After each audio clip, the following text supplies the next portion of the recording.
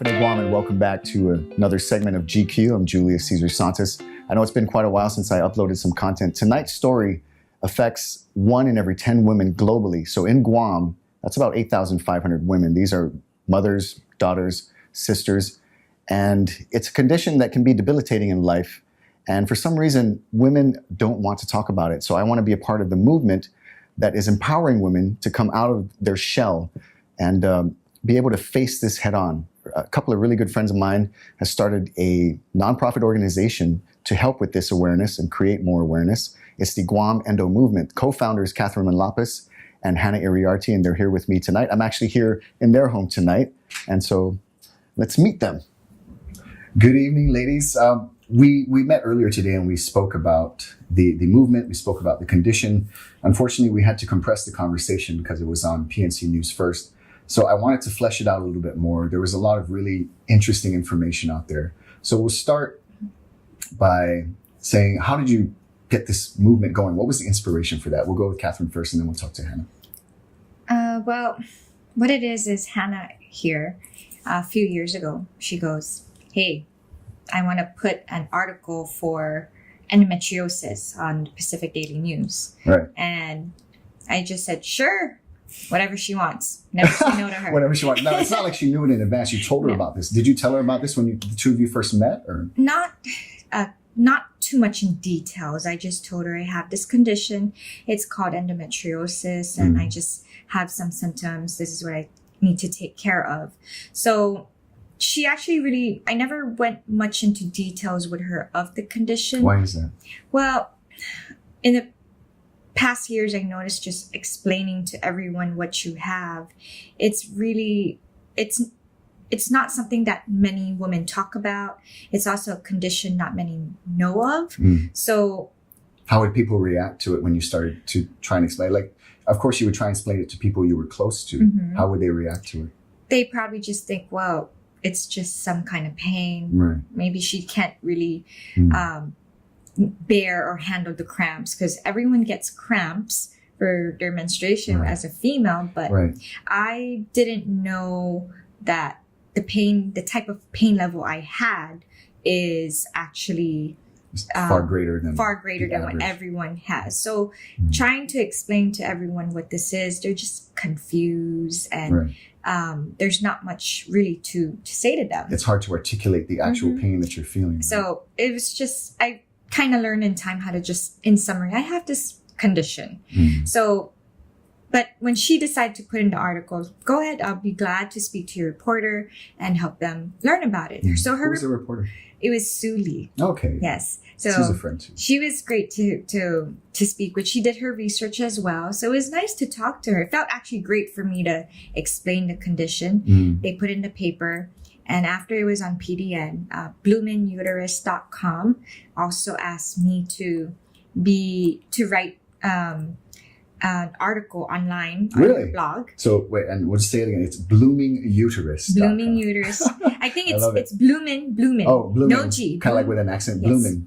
Bloominguterus.com. She doesn't live here in Guam, but what she mentioned to me, she's having a lot of Guam followers or readers trying to get information about the conditions they have, and she wanted to put endometriosis of me in it, since I'm from Guam. And when you say she, you're talking about the owner of the writer of the Blooming Uterus blog, and she was getting followers from Guam about the condition. Okay. Yes. So basically, ever since then, individuals would, if you put Catherine, or if you Google endometriosis and Guam, the PDN article comes up. Oh, cool. So people would find me on Facebook or Instagram, and they would message me saying, hey, I read your article on the PDN. These are locals? Locals, or actually not just locals, but even military that move here. Cool.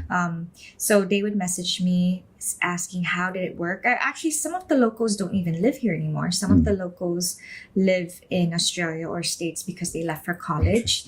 So they asked me a bunch of questions, and it felt nice to talk to them because I understood what they were going through, and they understood what I was saying as well. Now, of these women who were contacting you, had some of them already been diagnosed, or were they kind of experiencing these symptoms and It was curious? both. Okay. Some of them were already diagnosed, Wow. or it's surgery was what they experienced, or some just had fertility issues, right. and then they said there could be signs of endometriosis. Right. So I was telling Hannah a few months ago, ever since you put me in the article, all these individuals message me. Right. Aside from messaging me, they stop me at stores. So That must have been interesting. yeah. So I told her it'd be nice to just start an organization, Right. and everyone talks about it with each other, and that's pretty much how GEM came about. Yeah, The Guam Endo Movement. And it's interesting because having the thought like that, it's not common for individuals to say that. Like, I want to start a support group. I want to start some kind of organization to get us together. For an individual to have a condition and to realize that there are other women out there who also are dealing with this, it's a life debilitating condition. And your experience, it was very difficult. So for somebody to say, I want to start a support group, that's rare. Because like you say in your mission statement, you want to help women break the stigma of being ashamed of it.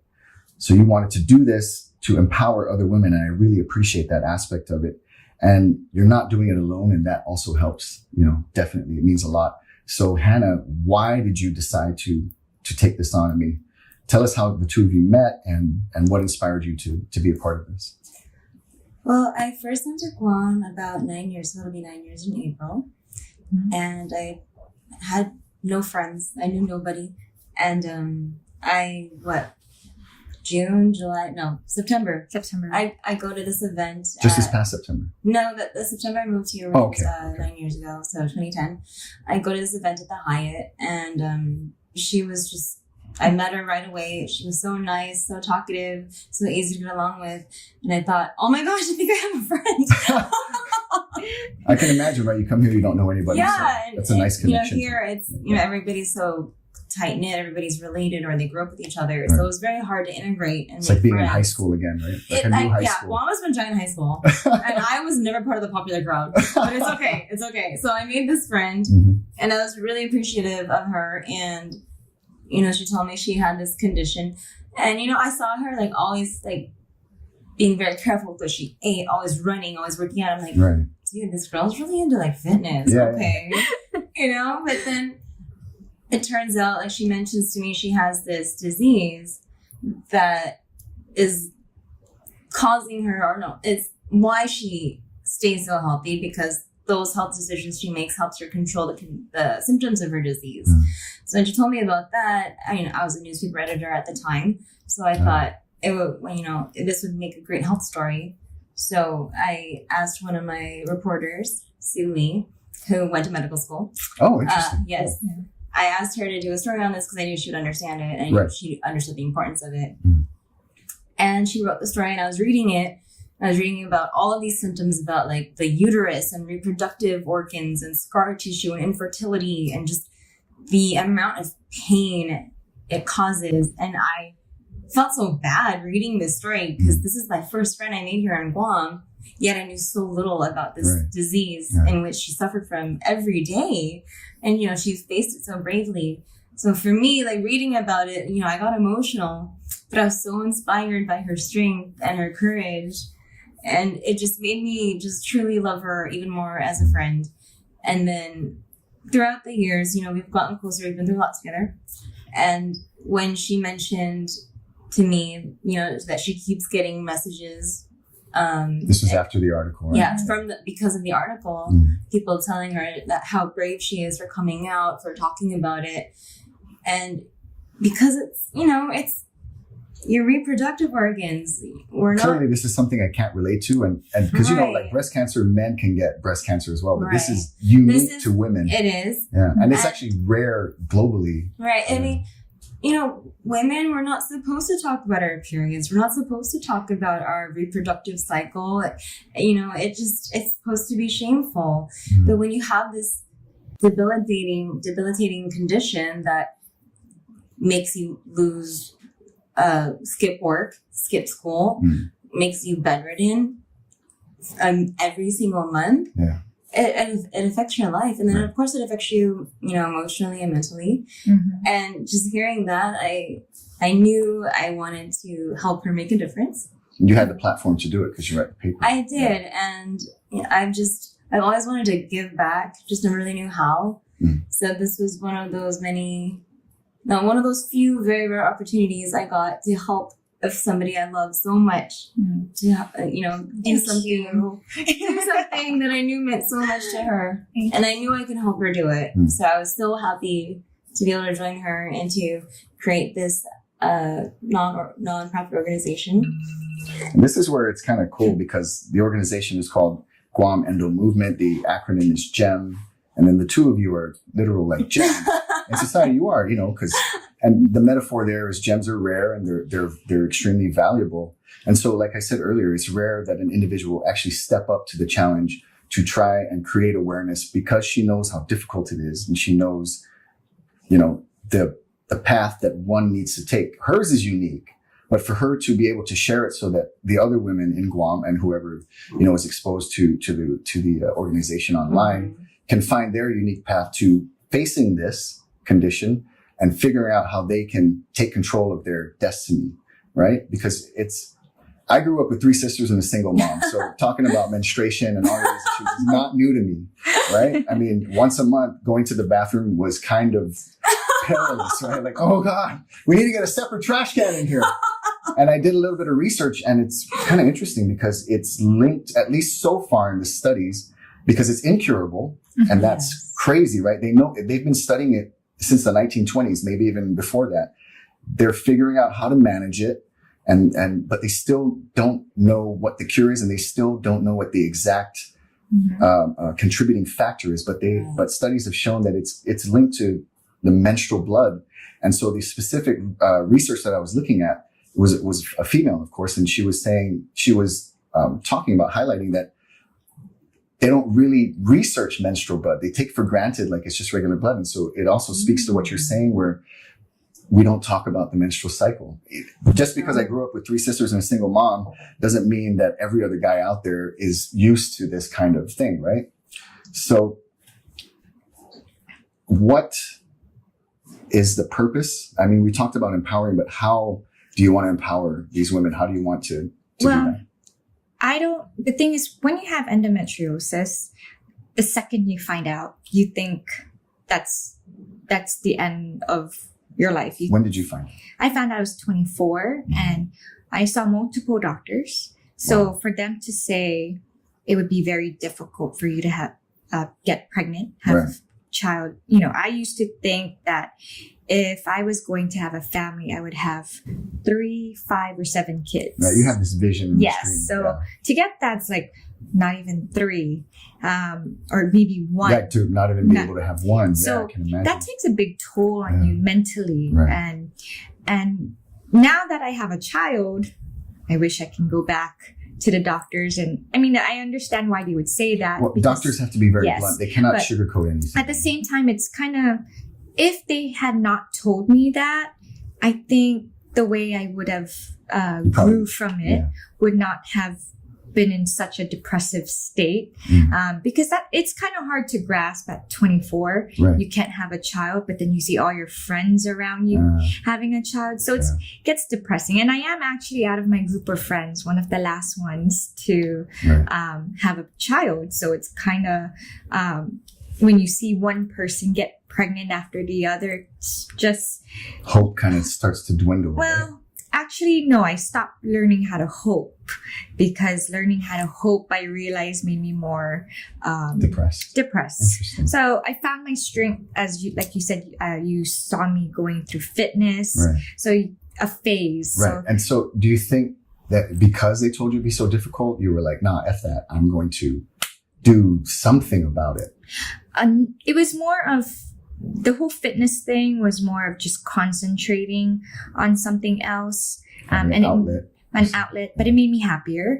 And at the same time, we did notice that the fitness portion was helping the the endometriosis symptoms Cool. not as great. It was like mitigating them, Mhm. making them less So, frequent. I mean, if since we're talking about endometriosis, and since I know you as family, can I ask you a question? Sure.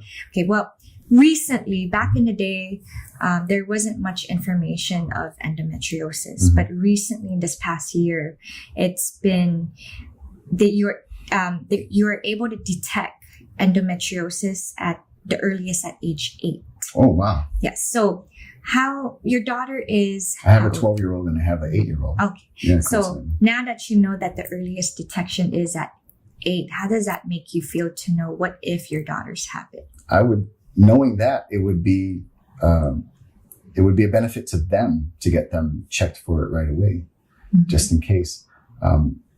I couldn't even say if they've been having symptoms or not, right? Because they might think it's normal for them. Oh, the 8-year-old, I don't know, because she's not going through that yet. But my older daughter has already gone through it, so it would be worth it. I mean, like I said, it's if we can let them know in advance, they can begin to prepare for it now, you know, and start. Acceptance is a big key, right? You cannot do anything about it until you accept it.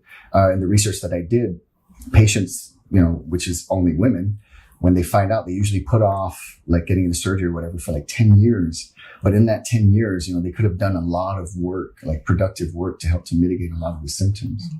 So yeah, I would totally. I like how you said that they are holding off the surgery.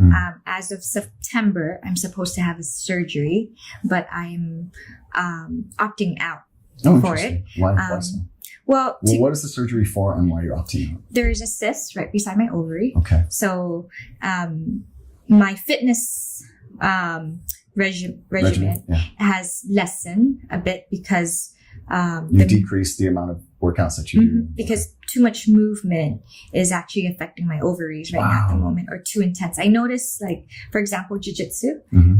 It's too. The doctor pretty much told me I'm not supposed to roll, go upside down, do handstands, flip in the air, and that's pretty much probably what doesn't You help do that that you all have- day, every day. You Yes. have somebody on you who's, you know, leaning in on you, and you know Well, that whole pretty much. wrestling aspect of jiu-jitsu, right? Yeah, or actually Trauma. just gripping.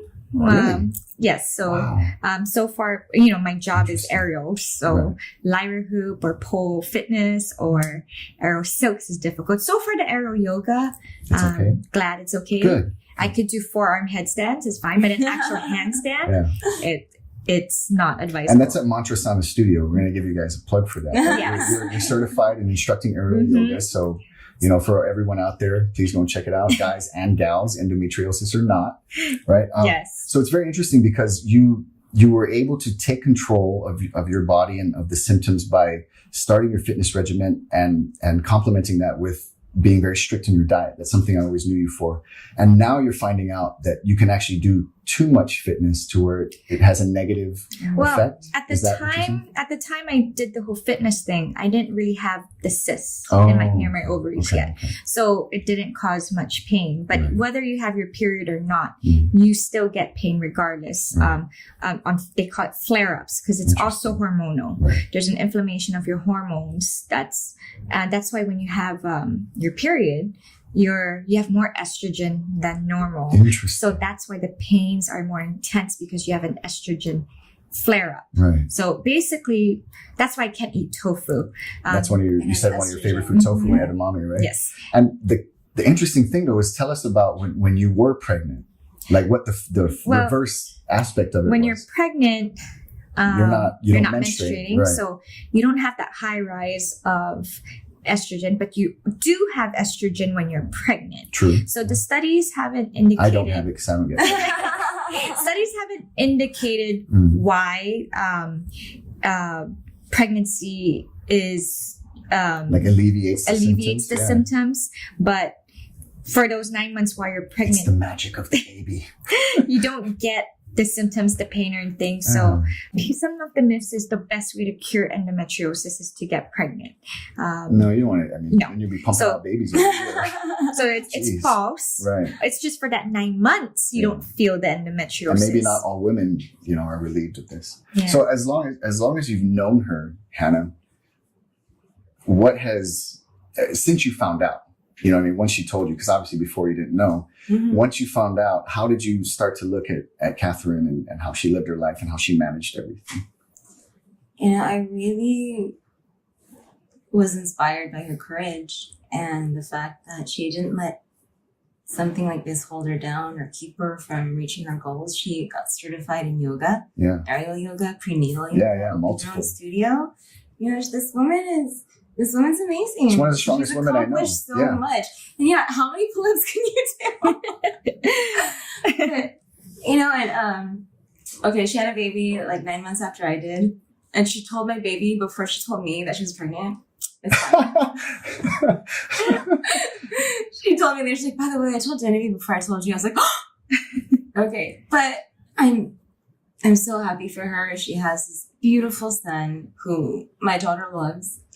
And I'm just so proud of her for not letting something as debilitating as endometriosis, something that causes chronic pain and scar tissue and organ damage, and something that's just so restrictive physically, and then which also leads to emotional and mental pain. Right. Not to let that hold her down and not to let that stop her from accomplishing her goals.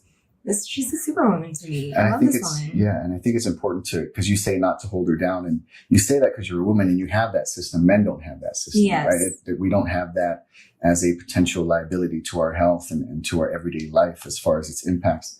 And so it speaks a lot to, because, I grew up, again, with 3 sisters, a single mom, and I've always known women to be very adept at enduring, whether it's pain or it's emotional pain, physical pain or emotional pain.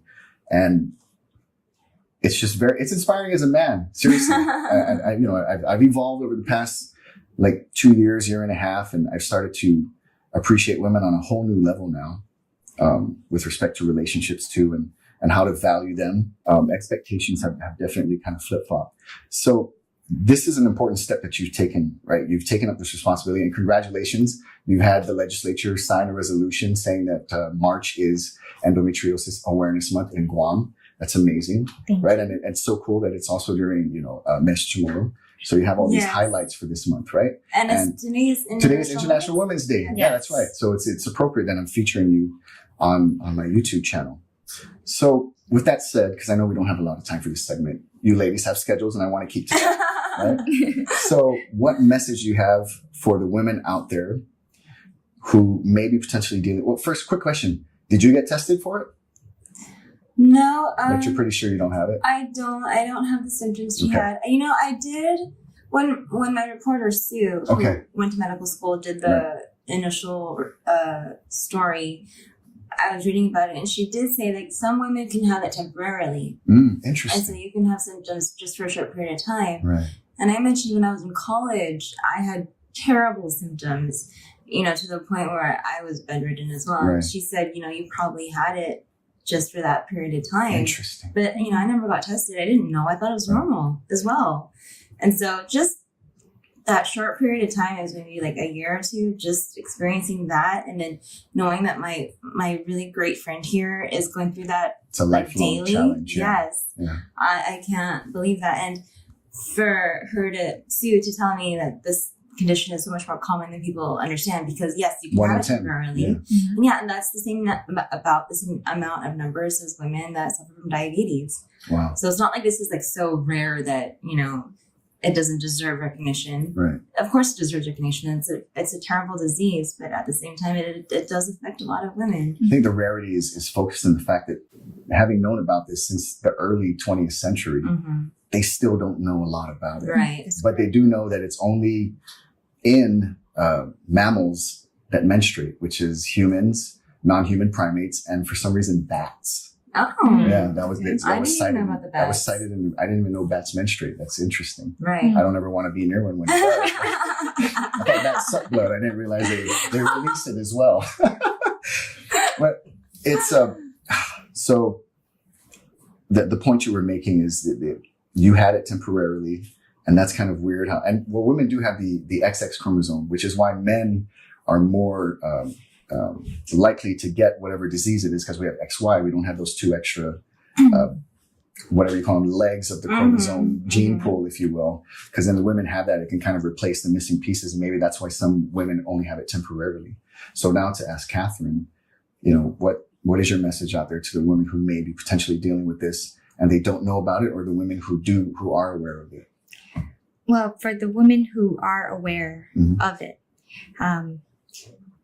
be an Endo Warrior. That's what we call ourselves. It's actually it's a global movement. Sounds like name. a legitimate army. So the reason why we're called Endo Warriors, because instead of having endometriosis weigh you down, you can live a life the way everyone else does. Yeah. The only thing is, what makes you stronger is you're pretty much fighting a condition every day just to enjoy life. So it's true. Hannah said, that they actually, if you look at it online, that they call it Endo Warriors, Endo Sisters. There is posters that you'll see. I have endometriosis. What's your superpower? So that's for those that have endometriosis. You don't need to be held down by this. Those who don't have endometriosis, but if you do have the signs, get yourself checked. I do know maybe 2 females at the moment. They're age 24. They haven't seen a doctor. Same age as you were when you found out. Same age as I found out. And I have witnessed them with the symptoms that are similar. Get yourself checked. I mean, if you need someone to go with you, ask them. It's just a lot of people don't want to get themselves checked because of denial, afraid to find out what it is. But once you find out what you have, it makes life so much better versus wondering for the rest of your life, what is this I'm having? I mean, that's similar to like regret and opportunity versus regret, right? And really the first step to empowerment, the first step to wisdom is acceptance. And you went through that. You had the courage to do it. And your organization is there to support these women who may be out there. Let them know how they can find you, on your social media. Well, you can find us on our Instagram page at Guam Endo, or you can send us an email at guamendomovement@gmail.com. And then we are actually having our first event on March 30th. It's going to be Painting Out Endo. Oh, cool. Yes. So our social media will describe where the details are, but for sure, save the date. It'll be great to basically paint endo out. Is this going to be one of those like sip and paint type of events? Yes. Women and wine. I love it. Yes. Men and whiskey, women and wine. We'll put the information for your social media in the comments section or in the description of this this segment. I want to thank you too for taking out the time. I thought this was an important thing to share. Like I said, I grew up with 3 sisters, single mom, so I feel for women and the struggles they have to go to just as much as I try to support men in the struggles we have to go through. Right? It's great that we're both able to acknowledge the different social aspects that can negatively impact, both sexes, both women and men. And the more we begin to accept them and start to address them, we can empower ourselves and become the best versions of ourselves, which you have become. And every day you start to become a better version of that. And you being, supportive of her in this movement, the 2 of you are well on your way to. We're going to take over the world. Whoa, I don't know if that's a good thing. But I'm teasing. Thank you, Julius, You're for very having welcome. us here. Biba Gem, the 2 gems. Thank you. All right. Thank you. I'll give you a hug.